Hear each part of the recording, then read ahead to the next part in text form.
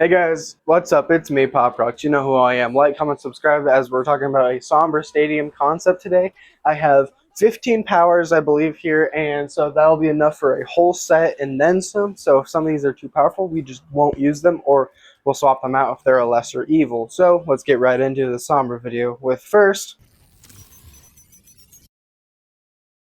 What do I mean by archetypes? Well, it was revealed in the blog post or post on the Blizzard news based on the Tracer release of how they come up with Stadium powers. So basically what they did is they put Tracer into like 4 or 5 different categories or archetypes and then built powers around those archetypes. So for instance, they had Recall Tank Tracer, they had Support Tracer, good weapon pays well, or something like that. That's how they did. They just made multiple different kind of archetypes of in like how they understood them, and then made powers based on those, which you can see from Recall Tank being like she has a bunch of utility tanky things related to recall, like healing, slowing down projectiles that aren't hit scan, and then even the Pocket Bomb, which is more just kind of general Tracer stuff, or Support Tracer again with healing, and the field to slow things down, general things like that.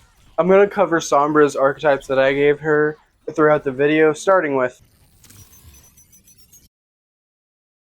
Okay, so the first archetype I thought of for Sombra was Utility Sombra. Now, initially it was Support Sombra, but I did change it to Utility Sombra for the simple fact that Sombra is more of an enemy-focused character, even when she was a support, quote-unquote, in the Mirror Watch, except it just felt terrible, right? So, what I figured doing was make Utility Sombra completely ally-focused, boosting or enabling her team as well as healing some. She has one healing power, the rest are boosting or utility. So, we will get into her first power. Okay, so the first power for Utility Sombra is called Maxing Out. Basically what it does is when you hack an ally, they will gain 50 overhealth for 5 seconds. Now, I did put this as recoverable, so I guess it'd be more like 50 temporary health that can be recovered until the 5-second timer has just completely gone. I figured this was a good way, a good starting point for me to be like, okay, what can I do that isn't just straight up just healing them? Okay, what if I give them a little bit of overhealth? That's not enough. Make it temporary instead, temporary recoverable health for 5 seconds. Now, it can't stack, but it is useful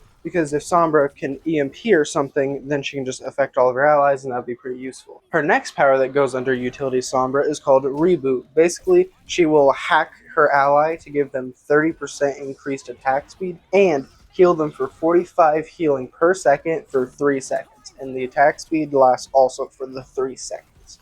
The idea was to combine the Mirror Watch thing with the attack speed, but also an actual healing perk, so she can get some healing numbers in. And I figured this would be fun just because it's like combining like a good heal, like a decent heal, because like the 100 healing over 2 seconds was like, okay, that's 50 per second, so this is just like a little bit better than that. And I don't know, I think this would just feel better. I'm sure it's smaller increments that does contribute to a larger number over more time though, but you get attack speed. I think attack speed is very underrated. I mean, come on. It's Stadium. Like, look at the attack speed builds. They're insane, so it's underrated in the base game, so I guess not so much in Stadium.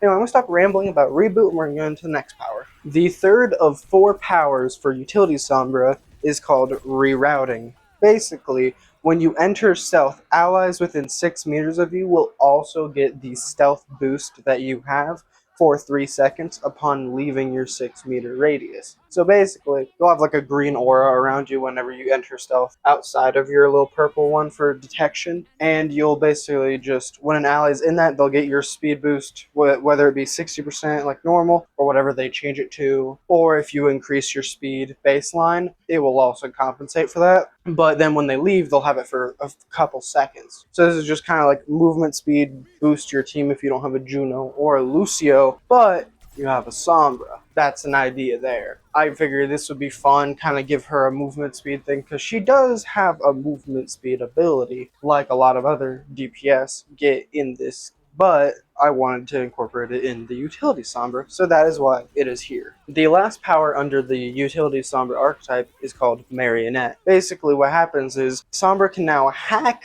souls of her allies and temporarily revive them for 4 seconds. But after those 4 seconds, they die, but only one death is counted. Now, I thought of this when I was thinking of the like how is another way I can let Sombra do some more utility, because we got speed, we got healing and attack boost, and then we have overhealth. And I was like, what about rezzing? Okay, let's not make it a straight res, that's too good. But I thought of a Mercy rework idea I saw where it was basically a temporary timer revive. That one of them was, let's say you revive a soldier 76, he has to get a kill within 4 seconds or he dies again, but it only counts for one, obviously, because that would just make your stats like shit for no reason. Or it was he has to get a kill or he just dies. Like it's either get the kill and live, or the kill doesn't matter and he just dies anyway. I thought this was cool, so I was like, okay, let's do that in a Sombra, except you can't get a kill because getting kills in Stadium kinda easy if you can hit your shots for like 3/4 of a second. You know what I mean? So that is why I put Marionette on Utility Sombra. And please tell me what you think about each of these archetypes after the video. But with that, we're into the next archetype, which is called... I'm sure you can assume what AP Virus Sombra is, but if you don't know, it's Ability Power Virus Sombra. I mean, I felt like it's self-explanatory, but just in case. There you go. Ability Power Virus-centric powers. The first power for AP Virus Sombra is called Viral Infection. Basically, when you throw out a virus and it hits somebody, then anybody within 3 meters of them that can be hit by it will be hit by the damage over time for 50% reduced damage. So no impact damage, just 50% of the damage, and then yeah. And I thought about it. I don't know if it should, but in my idea, it would then spread further to somebody who isn't currently affected for then, let's say 30%, 20%, and then 10%, no percent. Something like that. But, if that's too much, obviously that's fair, so then it would just do the 50 once and it's done. The next available power for AP Virus Sombra would be a second virus charge and viral duplication. And as I just said, all viral duplication does is give you a second charge of virus. Pretty simple, pretty neat, just helps you get a little bit more damage out, build your ult faster, that's about it. Now the last power for AP Virus Sombra is the most interesting in my opinion, and it's called Sinus Infection. So Sinus Infection basically supercharges your virus to where it can hack and it can headshot, but its hitbox is smaller. Now, the only way it can hack is via headshotting, and it's only a 0.5 second hack. I figured there had to at least be another way to hack, because I feel like that's something they would maybe do with whatever rework Sombra they're going to come up with. So I was like, okay, well, let's first make it a skill shot, let it hack, not for very long, but the projectile is also smaller. So if you take this, you better be able to hit your normal viruses on top of headshot viruses, otherwise you basically just nerfed yourself for no reason. So this is basically like a skill check of a power, while also being quite powerful if you can land it. Because if you get 2 viruses, sure they're smaller, but that's 2 headshots. That's a second of hack. That's basically the same as just beep, beep, beep. But I think actually doing 2 viruses will not only does the damage, but hacks for about the same amount of time. And it takes about the same amount of time to do. So, do with that what you will. So the Stealthy Assassin Sombra archetype is basically supposed to encompass what Sombra is supposed to be, which is a stealthy kind of flanker type character that you don't see until it's too late. She moves around and stuff. Now you think I'll be expecting the mostly stealth, because we had mostly virus, we had mostly hack. Wrong. Actually, wrong. No. I basically put something into every part of her kit, including her primary, her machine pistol. So yeah, let's get into her powers. This has 5 powers, so yeah, let's get right into it. The first power for Stealthy Assassin Sombra is very simple. It is called Lag. Basically what happens is when Sombra exits stealth, for 1 second after exiting stealth, her machine pistol is completely silent. And what do I mean? So basically, let's say you uncloak, your timer immediately starts, that 1 second timer, and as soon as it's up, your machine pistol makes noise. Now, there could be bugs with this, which is why they'd have to rigorously bug test this, like her exiting stealth on purpose, early on the timer, or somebody else breaking her out of stealth. That is what they would need to do, because otherwise it would be broken. But I think 1 second is good, and they can always lower it to 0.75 or 0.5. Next up is audio scrambling. Basically what will happen is when Sombra uses hack 1.5 seconds after exiting stealth, she will then cause the enemy to lose audio for 0.75 seconds, or just shy of the full duration of hack. Now, the reason I think we could do this is because it's Stadium. Let's have some fun. There's a visual clutter. Why not some audio clutter, which we'll hint at in another power, by the way, I'm just letting you know. Anyway, so yeah, that is audio scrambling. Following audio scrambling, we have a power called Fast Paced. Basically, what happens is Sombra's speed boost during stealth goes from what is currently 60% additional speed to 100% additional speed, but she has a 4-second timer rather than the current 6 or 8-second timer on her stealth. I just thought this would just be good. Stealthy Assassin, move faster around with your own stuff, and it does combo pretty well with the utility Sombra giving your allies the speed. So yeah, that's pretty good. So with the next power called Headache, what happens is if Sombra uncloaks prematurely, so before her timer ends, and within 1 second lands 10 critical shots, she will add the remaining time from her last stealth to her next stealth, with a cap of 3.5 seconds of added time. Now, this is because I think it would be cool to have an extended stealth timer, but not baseline. I don't think just a base buff is cool or interesting, and I think it is good to, at least if we're not going to in the base game,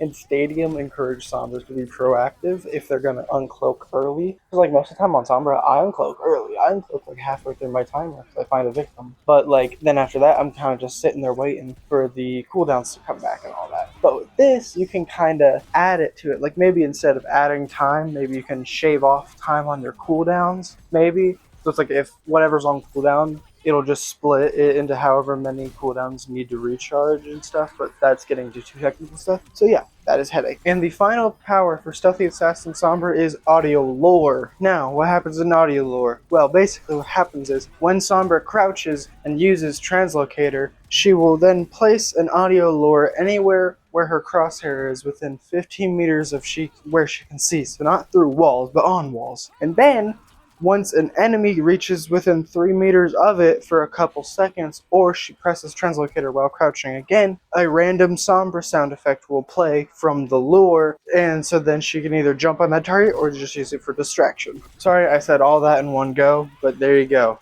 Basically, crouch, Translocator, place lure, then either crouch and hit it again, or the person is too close to it for too long, then it goes off with a random Sombra sound effect to create distractions. I think this would be interesting because it's just something different, something new. Or, you could use this on a new hero, just don't use it in Stadium, I don't care. But yeah, there you go. That's the end of Stealthy Assassin Sombra. We still have one more archetype, which is called...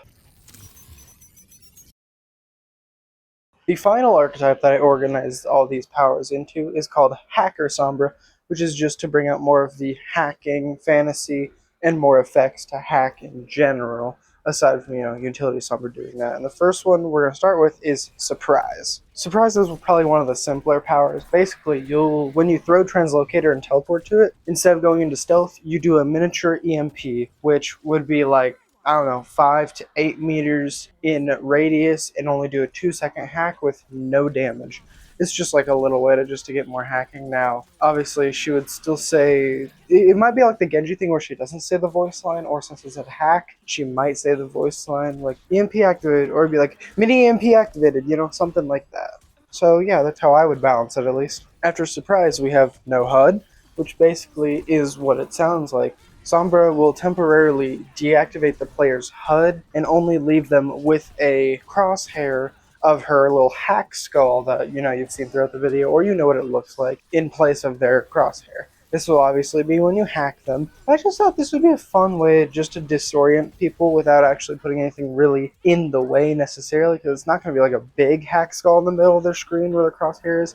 It's like, the size of like a decent sized dot on their screen. Like really more like the size of kind of like a charging block, like one of those smaller circle charging blocks, kind of like that. Also, this effect only lasts for like 2 seconds. I almost forgot to say that. Alright, so the final power of the video is called data mining or data mining. And what happens is, how when you hack on Sombra and you can see if they have their ultimate, or if they don't, it will just not show. The same thing happens with each one of their abilities. So it'll just show like a miniature ability icon, or maybe like a little box and then a 1, 2, 3, 4.